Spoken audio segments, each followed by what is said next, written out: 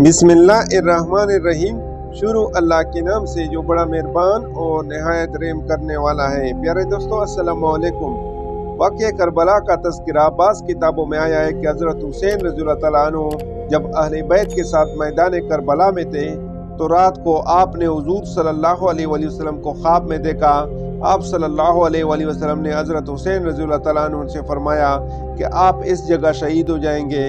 चुनांचे देखते हैं कि उमर बिन साद ने जो पेशकश की थी, हज़रत हुसैन रज़ियल्लाहु तआला अन्हु ने उसे टकरा दिया।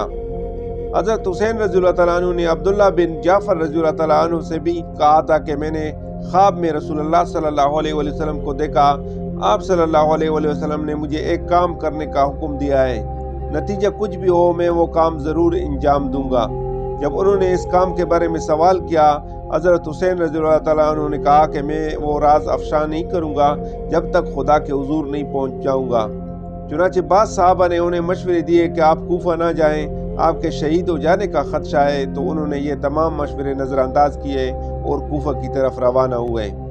शहादत हुसैन के वाक़े ने मुसलमानों की तारीख़ को सबसे ज़्यादा मुतासिर किया है। इस वाक़े का पस मंज़र जानने के लिए प्यारे दोस्तों ज़रूरी है कि वाक़े से पहले के 50 बरसों की तारीख़ देखी जाए। रसूलुल्लाह सल्लल्लाहु अलैहि वसल्लम ने अपने बाद किसी को नामज़द नहीं किया था।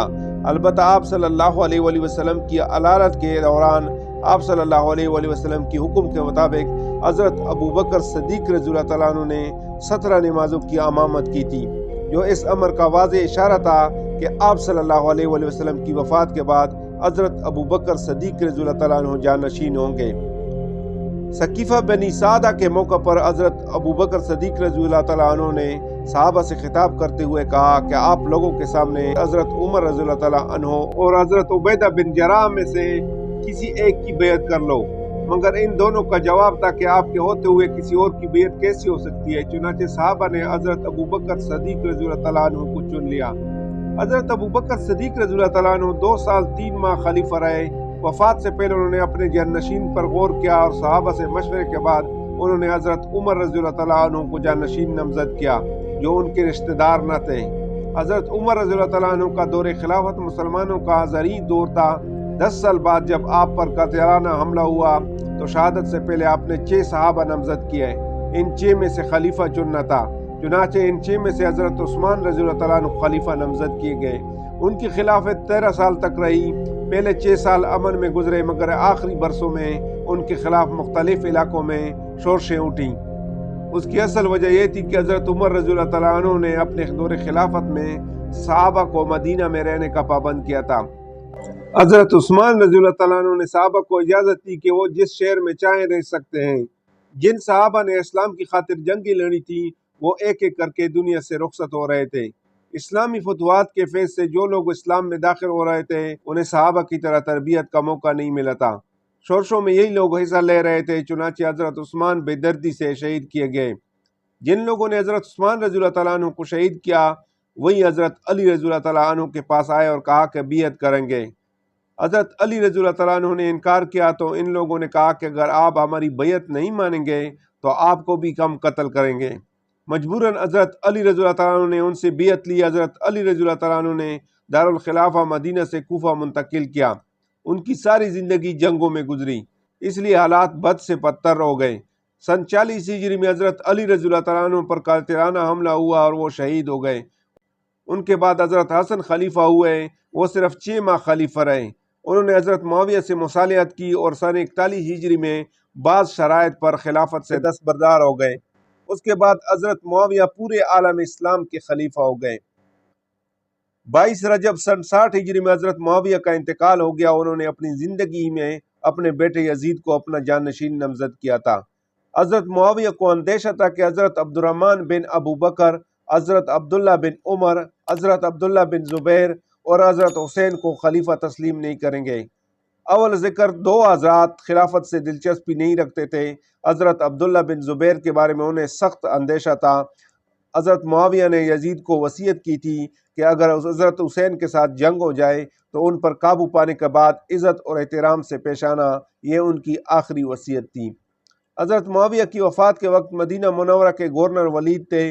انہیں جب خبر پہنچی کہ حضرت معاویہ کا انتقال ہو گیا اور یزید ان کے جانشین ہو گئے تو انہوں نے شام کے وقت حضرت حسین رضی اللہ تعالیٰ عنہ کو بلاوا بھیجا۔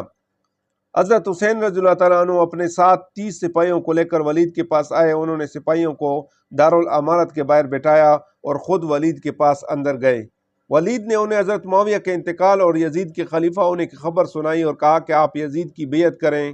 حضرت حسین رضی اللہ تعالیٰ عنہ نے جواب دیا کہ مجھ جیسا آدمی تنہا بیعت نہیں کر سکتا، آپ مسجد نبوی میں کھڑے ہوں، میں وہی جواب دوں گا۔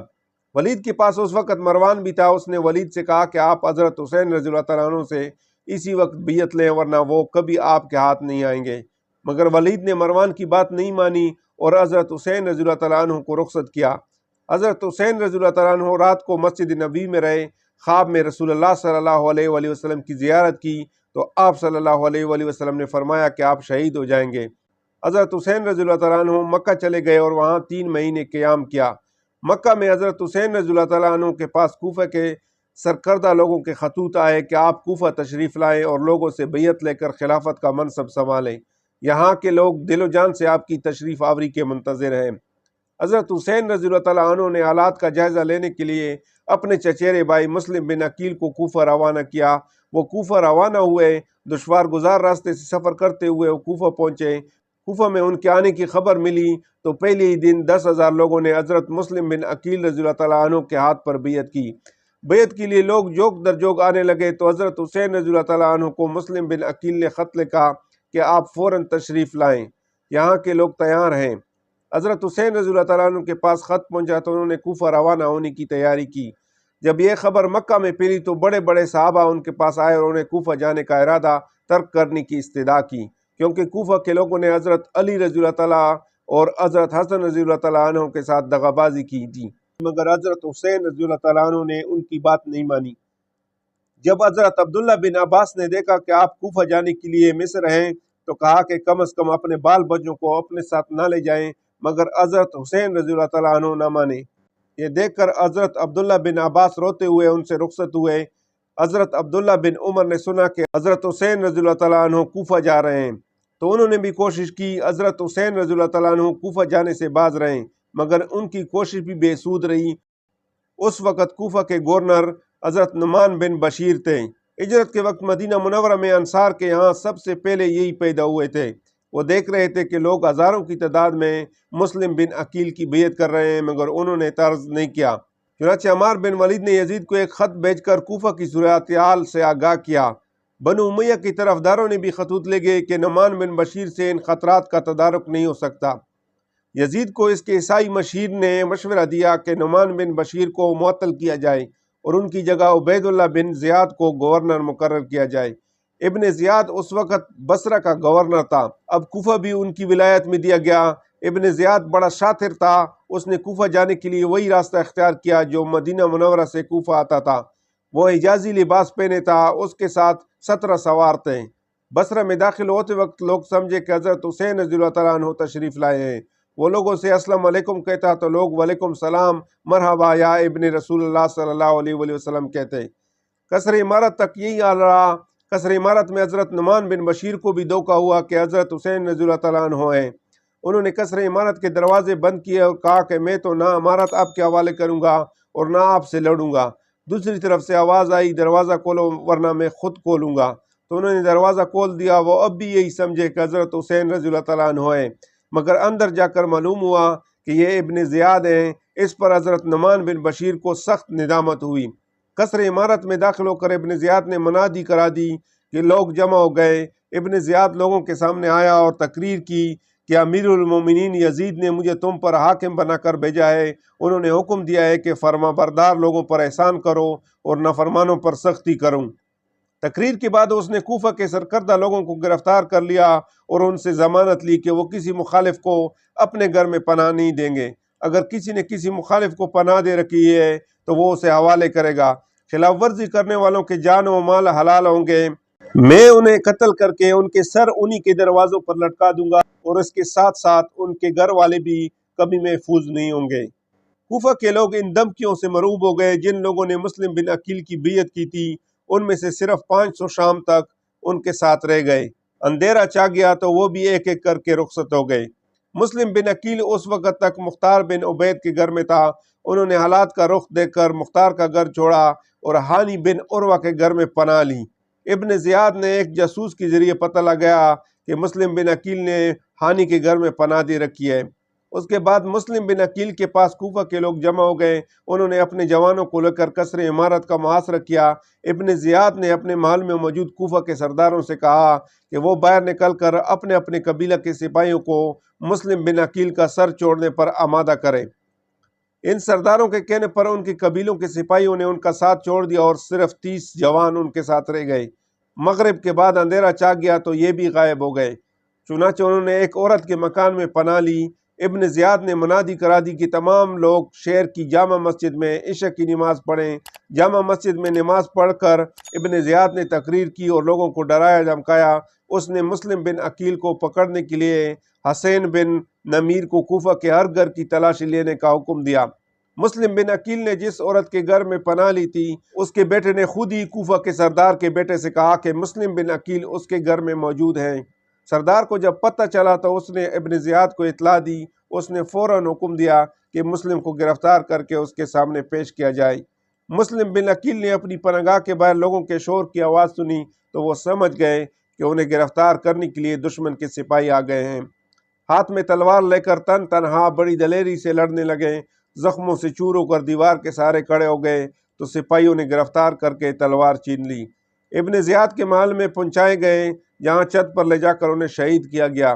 یہ واقعہ 9 ذی الحجہ سن 60 ہجری کو پیش آیا۔ ابن زیاد نے ان کا سر یزید کے پاس دمشق بھیج دیا۔ اس کے بعد ایک شخص ان کے 2 کمسن بچوں کے سر بھی ابن زیاد کے پاس لائے، جو کربلا کی تاریخ کا ایک اور دردناک سانحہ ہے۔ حضرت حسین رضی اللہ تعالیٰ عنہ اسی دن کوفہ کے سفر پر روانہ ہوئے جس روز مسلم بن عقیل شہید کیے گئے۔ راستے میں مختلف مقامات پر عراق سے آنے والوں نے انہیں کوفہ نہ جانے دیا، مگر آپ نہ مانے۔ سقلیہ کے مقام پر اطلاع ملی کہ مسلم بن عقیل شہید ہو گئے ہیں۔ انہوں نے وصیت کی تھی کہ حضرت حسین رضی اللہ تعالیٰ عنہ کو حالات سے آگاہ کیا جائے تاکہ وہ کوفہ نہ آئے۔ حضرت حسین رضی اللہ تعالیٰ عنہ نے لوگوں کو جمع کر کے تقریر کی کہ کوفہ کے حالات بدل گئے ہیں، ہمارے لوگوں نے ہمارا ساتھ چھوڑ دیا ہے، تم میں سے جو واپس جانا چاہے وہ واپس جائے، ہماری طرف سے اس پر کوئی الزام نہیں۔ حضرت حسین رضی اللہ تعالیٰ عنہ کی تقریر سن کر سب لوگ چھپنا شروع ہو گئے۔ جو راستے میں ان سے ملے تھے اور صرف وہی لوگ رہ گئے جو مدینہ سے آئے تھے۔ کچھ لوگوں نے رائے دی کہ ہمیں واپس چلنا چاہیے، مگر مسلم بن عقیل کے بھائیوں نے واپس جانے سے انکار کیا۔ چلتے چلتے 6 محرم سن 61 ہجری کو ایک مقام پر پہنچ گئے۔ حضرت حسین رضی اللہ تعالیٰ عنہ نے مقام کا نام دریافت کیا تو لوگوں نے بتایا کہ اس کا نام کربلا ہے۔ دوسرے دن ابن زیاد کے حکم پر عمر بن سعد 4000 سپاہ لے کر اس جگہ پہنچا۔ عمر بن سعد کی کوشش تھی کہ حضرت حسین رضی اللہ تعالیٰ عنہ کو ان کے ہاتھوں کوئی تکلیف نہ پہنچے، مگر ابن زیاد حسین سے بیعت لینے پر مصر تھا۔ 6 محرم کو عمر بن سعد اور حضرت حسین رضی اللہ تعالیٰ عنہ کے درمیان ملاقات ہوئی۔ بعض مورخین لکھتے ہیں کہ عمر بن سعد نے حضرت حسین رضی اللہ تعالیٰ عنہ سے کہا آپ چلے جائیں جہاں آپ کو جانا ہے۔ حضرت حسین رضی اللہ تعالیٰ عنہ رات کو چلتے تھے مگر صبح کو اسی جگہ ہوتے تھے یہاں سے سفر شروع کرتے تھے۔ اس سے حضرت حسین رضی اللہ تعالیٰ عنہ سمجھ گئے کہ مقتل یہی ہے۔ ابن زیاد 7 محرم کو ایک خط عمر بن سعد کو بھیجا جس میں اصرار کیا گیا تھا کہ حضرت حسین رضی اللہ تعالیٰ عنہ یزید کی بیعت کرے۔ یہ بھی کہا گیا تھا کہ حضرت حسین رضی اللہ تعالیٰ عنہ پر پانی بند کیا جائے۔ چنانچہ عمر بن سعد نے 7 محرم کو حضرت حسین رضی اللہ تعالیٰ عنہ اور ان کے ساتھیوں پر پانی بند کر دیا، مگر عباس بن علی اپنے ساتھیوں کو لے کر دریا پر پہنچ گئے اور عمر بن سعد کے سپاہیوں سے مقابلہ کرتے ہوئے مشکوں میں پانی بھر کر لائے۔ اس دوران عمر بن سعد اور حضرت حسین رضی اللہ تعالیٰ عنہ کی کئی بار ملاقاتیں ہوئیں۔ عمر بن سعد نے ابن زیاد کو خط لکھا کہ خدا کا شکر ہے کہ فتنہ فروغ ہو گیا۔ حضرت حسین رضی اللہ تعالیٰ عنہ نے 3 تجاویز سامنے رکھی ہیں، امید ہے آپ بھی ان تجاویز کو مانیں گے۔ ابن زیاد نے خط دیکھا تو اس نے بھی ان تجاویز کو ماننے کا عندیہ دیا، مگر شمر آڑے آیا۔ اس نے ابن زیاد سے کہا کہ آپ حضرت حسین رضی اللہ تعالیٰ عنہ کو حکم دیں کہ اپنے آپ اور اپنے ساتھیوں کو آپ کے حوالے کر دیں۔ ابن زیاد شمر کے جانسے میں آیا۔ اس نے عمر بن سعد کو خط لکھا کہ تم حضرت حسین رضی اللہ تعالیٰ عنہ کو ڈیل دیتے ہو، ہم نے اس لیے آپ کو نہیں بھیجا ہے۔ اس نے شمر سے کہا کہ عمر بن سعد میرا حکم بجا لائے تو اس کی اطاعت کرنا، اگر وہ حکم عدولی کریں تو اسے ہٹانا اور فوج اپنی ماتحتی میں لینا اور اس کا سر کاٹ کر میرے پاس بھیجنا۔ ابن زیاد نے عمر بن سعد کے نام خط میں لکھا تھا کہ حضرت حسین رضی اللہ تعالیٰ عنہ اور ان کے ساتھیوں سے بغیر کسی شرط کے ہتھیار ڈالنے کے لیے کہنا، اگر وہ مان جائے تو سب کو حفاظت میں میرے پاس بھیجنا، اگر انکار کرے تو ان پر حملہ کر کے انہیں قتل کر دو اور قتل کے بعد ان کی لاش گھوڑوں سے رون ڈالو۔ شمر نے خط لے جا کے عمر بن سعد کو دیا۔ عمر نے دیکھا تو سمجھ گیا کہ سارا کچھ شمر نے کروایا ہے۔ شمر نے عمر بن سعد سے کہا کہ تم امیر کے حکم کی اطاعت کر کے دشمن سے جنگ کرو گے تو مجھے بتاؤ، اگر نہیں لڑنے تو فوج کو حوالے کر دو۔ شمر کی پھوپھی ام البنین حضرت علی رضی اللہ تعالیٰ عنہ کے نکاح میں تھی۔ ان سے حضرت علی رضی اللہ تعالیٰ عنہ کے 4 بیٹے عباس، جعفر، عبداللہ اور عثمان تھے، جو کربلا میں حضرت حسین رضی اللہ تعالیٰ عنہ کے ساتھ تھے۔ شمر نے ان چاروں کے لیے ابن زیاد سے امان حاصل کی تھی۔ جنگ سے پہلے اس نے ان چاروں کو بلایا اور کہا کہ میں نے ابن زیاد سے تم چاروں کے لیے امان حاصل کر لی، مگر انہوں نے جواب دیا، تم پر اور تمہاری امان پر لعنت ہو، ہمارے لیے امان ہے مگر ابن رسول صلی اللہ علیہ وآلہ وسلم کے لیے امان نہیں، تمہاری امان کی ہمیں حاجت نہیں۔ عمر بن سعد نے 9 محرم ہی سے جنگ کی تیاریاں شروع کی۔ رات کو ان کی ملاقات حضرت حسین رضی اللہ تعالیٰ عنہ کے بھائی حضرت عباس سے ہوئی۔ انہوں نے 1 رات کی مہلت مانگی تاکہ وہ اللہ کی عبادت کریں اور استغفار کر لیں۔ عمر بن سعد نے یہ بات مان لی اور واپس چلے گئے۔ اس کے بعد حضرت حسین رضی اللہ تعالیٰ عنہ نے اپنے تمام ساتھیوں کے سامنے تقریر کی۔ انہوں نے خدا کی تعریف کرتے ہوئے اپنے خاندان میں نبوت کی نعمت کا تذکرہ کرتے ہوئے دعا کی، اللہ ہم سب کو شکر گزار بندوں میں شامل فرمائے۔ انہوں نے کہا کہ میں نے اپنے ساتھیوں سے زیادہ وفادار، اہل بیت سے زیادہ نیک اور صلح رحمی کرنے والے کبھی نہیں دیکھے۔ اے ساتھیوں، کل کا دن میرے اور دشمنوں کے درمیان فیصلے کا آخری دن ہے۔ میرے دشمن کو صرف میری ضرورت ہے۔ میں تمہیں اجازت دیتا ہوں، میری طرف سے کوئی گلہ نہ ہوگا، اور رات ہو چکی ہے، میرے اہل بیت کا ساتھ پکڑ لو، اندھیرے میں ادھر ادھر چلے جاؤ اور اپنی اپنی جانوں کو بچاؤ۔ حضرت حسین رضی اللہ تعالیٰ عنہ کی تقریر سن کر ان کے بھائیوں، بیٹوں، بھتیجوں اور عزیزوں نے بیک زبان کہا، ہم آپ کے بعد زندہ رہ کر کیا کریں گے؟ اپنی جانیں، اپنے اموال اور اپنے اہل و عیال سب آپ پر قربان کریں گے۔ جو انجام آپ کا ہوگا وہی ہمارا ہوگا۔ آپ کے تمام عزیزوں اور ساتھیوں نے جذبہ عقیدت کا اظہار کیا۔ اپنے عزیزوں اور ساتھیوں کے اخلاص دے کر حضرت حسین رضی اللہ تعالیٰ عنہ بہت متاثر ہوئے۔ رات کو آپ نمازوں میں مشغول رہے، دعائیں مانگی اور استغفار کرتے رہے۔ اپنی بہن حضرت زینب کو وصیت کی کہ جب میں مروں تو گریبان نہ پکڑنا، زیادہ رونا اور چیخ و پکار نہ کرنا۔ 10 محرم الحرام 61 ہجری جمعہ کا دن تھا۔ نماز فجر کے بعد حضرت حسین رضی اللہ تعالیٰ عنہ نے اپنے ساتھیوں کی صف بندی کی۔ اس کے بعد آپ نے دشمن فوجوں کے سامنے تقریر کی۔ حضرت حسین رضی اللہ تعالیٰ عنہ کے ساتھ 32 سوار اور 40 پیادے تھے۔ آپ کی تقریر نے مخالف کیمپ کے ایک شخص جس کا نام حربن یزید تھا، اسی نے پہلے حضرت حسین رضی اللہ تعالیٰ عنہ کا راستہ روک دیا تھا۔ اس نے اپنا کیمپ چھوڑا اور حضرت حسین کے ساتھ شامل ہوا۔ حربن یزید نے اپنی قوم سے مخاطب ہو کر کہا کہ اگر تم نے توبہ نہ کی تو قیامت کے دن پیاسے تڑپو گے۔ مگر ان کی تقریر کے بعد ہی عمر بن سعد کے غلام درید نے یہ کہتے ہوئے تیر چلایا کہ لوگوں گواہ رہو، سب سے پہلے میں نے تیر چلایا۔ اس کے بعد دونوں طرف سے ایک ایک 2 آدمی نکلتے اور آپس میں لڑتے، مگر حضرت حسین رضی اللہ تعالیٰ عنہ کی طرف سے لڑنے والے بہادر تھے، اس لیے نقصان عمر بن سعد کے سپاہیوں کو ہوتا تھا۔ اس لیے شمر نے چاروں طرف سے حملہ کر دیا۔ حضرت حسین رضی اللہ تعالیٰ عنہ کے ساتھی ایک ایک کر کے سب شہید ہوئے، جن میں 25 مرد اور 1 عورت تھی۔ اب بنو ہاشم کی باری تھی۔ سب سے پہلے حضرت حسین رضی اللہ تعالیٰ عنہ کے بیٹے علی اکبر میدان میں آئے۔ اس کے بعد مسلم میں عقیل کے بیٹے اور بھائی نکلے اور ایک ایک کر کے سب شہید ہوئے۔ حضرت حسن رضی اللہ تعالیٰ عنہ کے بیٹے قاسم تلوار لے کر میدان میں نکلے تو عمر بن سعد کے ایک سپاہی نے ان کی گردن پر تلوار ماری۔ قاسم زمین پر گرے تو حضرت حسین رضی اللہ تعالیٰ عنہ نے سپاہیوں پر حملہ کر کے اس کا ہاتھ کاٹ ڈالا۔ اسے اپنے ہی سپاہیوں نے گھوڑوں سے رون ڈال کر ہلاک کر دیا۔ حضرت حسین رضی اللہ تعالیٰ عنہ اپنے خیمے کے سامنے کھڑے تھے۔ اسی وقت ان کے ہاں ایک بچہ پیدا ہوا جس کا نام عبداللہ رکھا گیا۔ بچہ حضرت حسین رضی اللہ تعالیٰ عنہ کے پاس لایا گیا۔ آپ اس کے کان میں اذان دینے لگے۔ عمر بن سعد کے ایک سپاہی نے تیر مارا جو بچے کے حلق میں لگا اور وہ اسی وقت شہید ہو گیا۔ یہ کربلا کا سب سے کم عمر شہید تھا۔ اہل بیت میں سے 2 کم سن بچے بھی حضرت حسین رضی اللہ تعالیٰ عنہ کے دفاع میں نکلے، وہ بھی شہید ہو گئے۔ शिमर के पुपीजाद भाई अब्बास बिन अली रज़ियल्लाहु तआला अन्हु, अब्दुल्ला बिन अली रज़ियल्लाहु तआला अन्हु, जाफ़र बिन अली रज़ियल्लाहु तआला अन्हु और उस्मान बिन अली रज़ियल्लाहु तआला अन्हु बड़ी बेजिगरी से लड़े और दादे शुजात देते हुए एक एक करके सब शहीद हुए। उसके बाद हज़रत हुसैन रज़ियल्लाहु तआला अन्हु लड़ने लगे। शिमर एक जमात लेकर आप पर हमला आवर हुआ। एक सिपाही ने हज़रत हुसैन रज़ियल्लाहु तआला अन्हु के सर पर तलवार मारी, जो टोपी चीरती हुई सर पर लगी। आप टोपी उतारकर सर पर पट्टी बांधी और सर पर टोपी लगाकर उस पर अमामा बांध लिया। उस दौरान उनका नौउमर भतीजा हाथ में लकड़ी लेकर खेमे से निकला और हज़रत हुसैन रज़ियल्लाहु तआला अन्हु के पहलू में खड़ा हो गया। बच्चे ने हमला आवर सिपाही अबी बिन काब से कहा कि अरे खबीज, तू मेरे चचा को कत्ल करेगा। अबी बिन काब ने तलवार मारकर बच्चे का हाथ काट डाला। बच्चा तकलीफ से चीखने चिल्लाने लगा तो हज़रत हुसैन रज़ियल्लाहु तआला अन्हु ने उसे अपनी आगोश में उठा लिया। हज़रत ज़ैनब अपने दो बच्चों ओन और मोहम्मद को लेकर आई। उनमें से एक की उम्र 6 साल और दूसरी की उम्र 8 साल थी। उन्होंने हज़रत हुसैन रज़ियल्लाहु तआला अन्हु से कहा कि ये दोनों आप पर कुर्बान हो जाएंगे। हज़रत हुसैन रज़ियल्लाहु तआला अन्हु ने कहा कि इन दोनों को आप वापस ले जाएं, उन्होंने अभी दुनिया में देखा ही क्या है। मगर हज़रत ज़ैनब न मानी। ये इतने छोटे थे कि जब हज़रत ज़ैनब ने उनके कमर से तलवारें बांधी तो तलवारें ज़मीन से लग रही थी। ये दोनों शहीद हो गए। हज़रत हुसैन के बेटे अली बिन हुसैन, जो ज़ैनुल आबिदीन के लक़ब से मशहूर हैं, उस वक़्त बीमार थे और चरपाई पर लेटे थे। उन्होंने इसी हालत में हज़रत हुसैन से इजाज़त तलब की कि मैं भी लड़ूंगा, मगर उन्होंने इजाज़त नहीं दी कि तुम बीमार हो।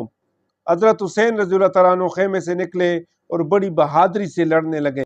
दुश्मन ने चारों तरफ से उन पर हमला कर दिया। आप लड़ते लड़ते जख्मों से चूर हो चुके थे। शिमर के साथियों ने आप पर तीरों की बारिश कर दी और उसी दौरान शिमर चिल्लाया, तुम्हारा नाश हो, तुम हुसैन को कत्ल नहीं करते। ये सुनकर ज़रा बिन शरीक ने आपके बाएं बाजू पर तलवार मारकर उसे जुदा कर दिया। फिर आपके शाने पर तलवार मारी। सनान बिन अनस ने आपको नेज़ा मारा, जिससे आप जमीन पर गिर पड़े। सनान ने आपका सर तन से जुदा कर दिया। हज़रत हुसैन रज़ियल्लाहु तआला अन्हु की शहादत के बाद शिमर और उसके सिपाही अहले बैत के खेमों में दाखिल हुए। शिमर हज़रत ज़ैनुल आबिदीन को कत्ल करना चाहते थे, जो बीमार थे, मगर हमीद बिन मुस्लिम ने कहा कि क्या तुम बच्चों को भी कत्ल करोगे? शिमर के दूसरे साथियों ने भी कहा कि हम इस बीमार को कत्ल नहीं करेंगे।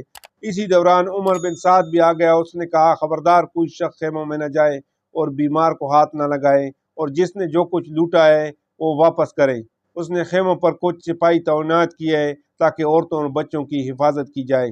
उमर बिन साद ने वापस आकर मैदान में पुकारा कि हुसैन का जिस्म रोंदने के लिए कौन कौन तैयार है। 10 आदमियों ने अपने नाम लिखाए। चुनांचे इन 10 आदमियों ने जिस्म अतर को रोन डाला। शहादत के वक्त हज़रत हुसैन रज़ियल्लाहु तआला अन्हु की उम्र 56 बरस 5 माह 5 दिन थी। आपके साथ 72 आदमी शहीद हुए, जिनमें से 18 अबू तालिब की आल में से थे। उनमें आपके बेटे, भतीजे, भांजे, भाई, चचाजाद भाई और चचाजाद भाइयों के बेटे थे। उमर बिन साद के 88 सिपाही करबला में हलाक हुए थे।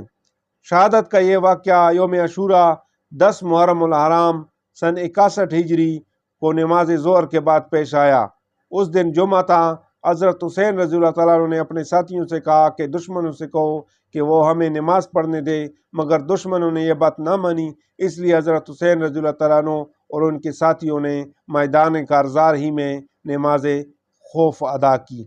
शहादत के 2 रोज़ बाद उमर बिन साद अहले बैत की औरतों, बच्चों और ज़ैनुल आबिदीन को अपने साथ लेकर करबला से कूफा चला गया, और उनके जाने के बाद एक नज़दीकी बस्ती आसरिया के लोगों ने आकर नमाज जनाजा अदा की और शुहदा की लाशें दफन कर दी।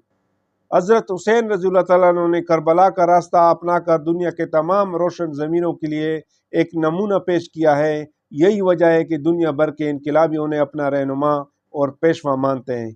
इंसान को बेदार तो हो लेने दो, हर कौम पुकारेगी हमारे है हुसैन। हज़रत हुसैन रज़ियल्लाहु तआला अन्हु ने जुल्म के खिलाफ आवाज़ उठाई और जुल्म के खिलाफ लड़ते हुए अपनी जान, अपनी औलादें, अपना ख़ानदान और माल व मता सब कुछ कुर्बान कर दिया। और यह बुलंद मुकाम उन्हीं के लिए ख़ास है। उन्हें शहीद करने वाले भी अपने आप को दीनदार समझते हैं, मगर बकौल फैज़ जो जुल्म पे लानत न करे, आप लईन हैं। जो जबर का मुनकिर नहीं, वो मुनकिर दीन है।